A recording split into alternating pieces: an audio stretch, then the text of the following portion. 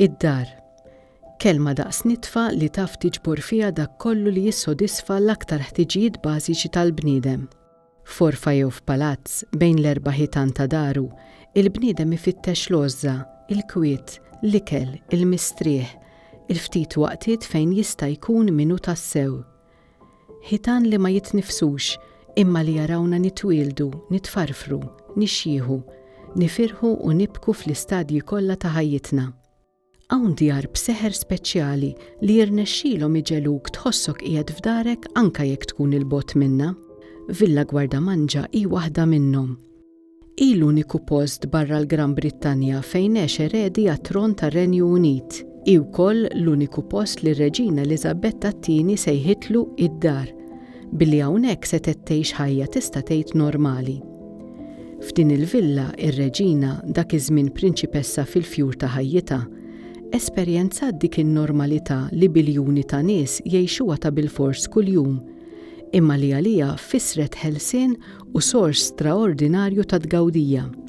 Għalkemm hija magħrufa l-aktar għax fiha għexet il-prinċipessa għal perjodi bejn l-1949 u l-1951, il-villa hija binja importanti minnha nfisha u għandha storja mlewna twila 300 sena. L-ewwel ħiel ta' dik li llum hija Villa Guardamangia insibuh fil-bidu tas-seklu 18. Lejn tmiem l-istess seklu, il-villa kienet il-proprjetà tal-familja nobli Fontani li ma kinitx tgħix fiha iżda kienet tikrija lil ħaddieħor. Fl-1864, il-familja Fontani biegħet il-villa lin-negozjant Salvatore Baldacchino li sentejn biss wara bieħha lill-Markiż Emanuel Scicluna, bankier magħruf. Dan ħalla l-villa b'wirt lil martu Margherita li mietet fiha fl-1894. Il-werrita tagħha biegħu il-villa lin-negozjant Joe Batta Borda fl-1901. Borda qatt ma għex Villa Guardamangia iżda kien jikrija lill-familji tat-tajjeb, sakemm fl-1931 bieħha lill-bankieru negozjant Anthony Cassar Torregiani. 3 snin wara il-villa reġgħet bidlet l-idejn.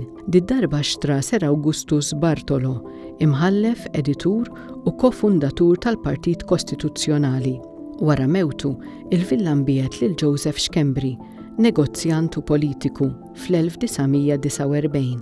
Dak iż-żmien il-villa kienet diġà tinkera lil Louis Mountbatten, it-tiju tal-Prinċep Filippu, waqt li kien qed iservi f'Malta bħala uffiċjal tal-Qawwa Navali Ingliża. Kien Lord Mountbatten li witta triq biex il-Prinċep Filippu u l-Prinċipessa Eliżabetta jgħixu f'Villa Guardamangia waqt li l-Prinċep kien qed iservi f'Malta. Villa Guardamangia baqgħet tintiret mid-dixxendenti ta' Schembri sal-2018. Sentejn wara il-villa nxtrat mill-Gvern Malti u ġiet fdata lil Heritage Malta biex terġa' tagħtiha l-ħajja u bija tkompli ssebbaħ il-wirt storiku u kulturali ta' pajjiżna. L-indirizz li għal sekli sħaħ kien il-privileġġ tal-ftit, issa se jkun parti mill-patrimonju ta' kulħadd. Għalissa s-swali tal-villa għadhom jistennew fil-ħemda, mitlufa fit-tifkiriet ta' meta kienu mimlijin bla tal-mistednin, miġburin għat-te wara nofsinhar jew iċċekkċku t-tazzi tax-xampanja waqt xi ċena. Meta kienu jaraw tfal żgħar jilagħbu fi ġnien miżmum pinna, meta l-qaddejja kienu jbaħbħu l-art u jfewħu d-dar bl-indafa u riħa taqsamlek qalbek kienet isserrep il fuq minn ġol kċina. Iżda l-istennija waslet biex tintemm. Ftit żmien ieħor biss u Villa Guardamangia terġa' tieħu s-sura li tiftakar u li tixir ilha.